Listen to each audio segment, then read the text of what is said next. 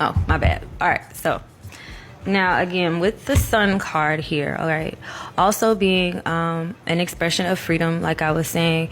As you can see, the sunflowers here is pretty relevant, pretty self-explanatory. We know that sunflowers face the east because that's the direction that the sun rises, so it's appropriate.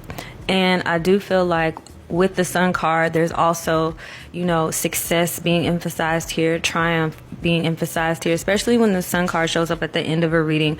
I really appreciate how the sun shows up to say that things are going to work out for the better.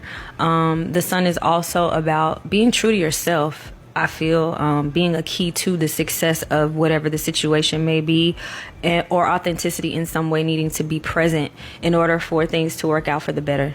All right. And then also, the sun is the sun. Like, the planet associated with the sun is the sun. The zodiac sign that's associated with the sun, I feel, means the sun sign for whatever zodiac sign the person is. But of course, it could also point to Leo, or where your Leo placements are in the chart. I want to say that about all of the cards as well. I would always say, especially if you're someone who reviews their chart in some way, or does any type of personal chart interpretation for yourself, or that's just something that you're learning to help you to better understand yourself, check your placements. When you see certain cards show up, check that house, check what the planetary ruler is, things like that. That also can help to bring some light to the situation when you're reading for yourself, okay, or other people, or just reminding them to do the same. All right. And then in the High Council Oracle and Tarot deck, we see the sun being brought forth, or the essence of the sun's energy being brought from the darkness, which I love because the sun sits in darkness in space. And then we do have the child represented here, the same way it is on the traditional Rider-Waite deck. And you see the horse here that is usually present in the traditional Rider-Waite deck as well. And then what we have written on the card here. Oh, and I also do appreciate how this looks like a lotus in full bloom here, if you can see it. And it's sort of like the energy of a celebration, which also reminds me of what I was saying about weddings that are or marriage that sometimes pointed towards when the sun card shows up. And we know the lotus is a symbol of wholeness, of the self, of being soul-centered, of completion and sovereignty. So I love that that's also present here in this card. And what's written here is joy, marriage, vitality, and enlightenment. And for the reverse meanings, what's written here is sadness and false impressions. And I feel like false impressions is important because you can think that you see something a certain way and you don't, which can lead you to being caught up in delusions, essentially. And it's better to have the understanding that comes with knowing versus thinking you know something, but underneath you may still feel like you're kind of guessing at it. So there's a difference here when the sun shows up reversed. But again, I'm going to emphasize it depends on how the card shows up and where it shows up in the reading. So always use your own discernment and your intuition. Okay? And now, another one of my favorite cards in the deck is number 20, and it's Judgment. And Judgment is about the energy of something being resurrected or something rising. And the traditional image of the Judgment card has an angel in the background. I think it's Gabriel blowing the trumpet over I want to say like a graveyard scene and tombs that have been opened up. And I think it alludes to Revelations and about what happens when Gabriel blows the trumpet. The trumpet is the sound of awakening and awareness.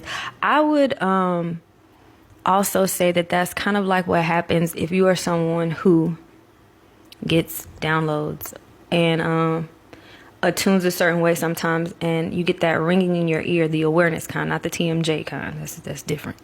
But if you get that clairaudient sense sometimes when you know that certain information is coming in for you to receive, it's similar to that. I feel like that's the kind of, and you can see like the trumpet's horn being expressed here in the sky. It's like coming from the clouds here in the Morgan Grier deck versus seeing an actual physical representation of an angel, but you see that it's coming in through that divine intervention or that energy of fated events with the cloud appearing here. And then you see the Gabriel's fiery trumpet that's signaling a wake-up call. Okay, so not only is Judgment a wake-up call, but it's arising from being something that has once been dead in a situation, or something that you may have thought would never work out. Judgment shows up to say, let's reassess this. Let's walk in a new fashion, basically, from your sense of self-doubt, and now you're walking in more self-assurance. You're walking in or waking up to what it really is. So very similar to, I feel like, the sun in terms of what can be revealed through the Judgment card showing up. And with the number 20, that's intuition amplified by the number 0. So when the Judgment card comes in, I really feel like sometimes it's showing you that your intuition was leading you in the right direction. I feel like that's also represented here with the color blue of the people, or this family here rising together. And so when you have, this is basically representative of the Holy Trinity concept. So you have like Father, Son, and Mother here, essentially. And I feel like this would be like the Holy Spirit aspect that's being brought to the attention, that animates the life force that is that enables us to move in a certain way after we have risen. You know what I mean? So this would also be something that points to like the Christ consciousness concept of being enlightened to now move in a sense of a fuller knowledge of self versus what you thought you knew about yourself. You passed through these other archetypes, and now with Judgment here, you're answering the call, so to speak, when Judgment shows up. And in the High Council Oracle and Tarot deck, I love the use of colors for this representation. It's an interpretation of the governess here, and then you see this blue and this purple here, which is letting you know that this is awareness of a higher frequency. And you can see the trumpet right here in the image. And she looks like an angelic or celestial being who is sounding this call to rise. Okay. And what's written on this card is higher consciousness, cosmic leveling up. It has inner calling, rebirth, and self-evaluation.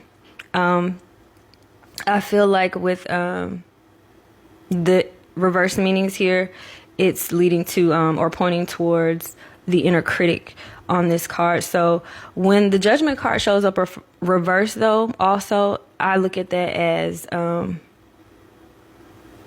poor judgment call, or something has been judged falsely versus being judged in truth. And Judgment and Justice, I feel like, have very similar energies, where Justice has more of that I want to say like the Libra energy coming through. Judgment to me is more like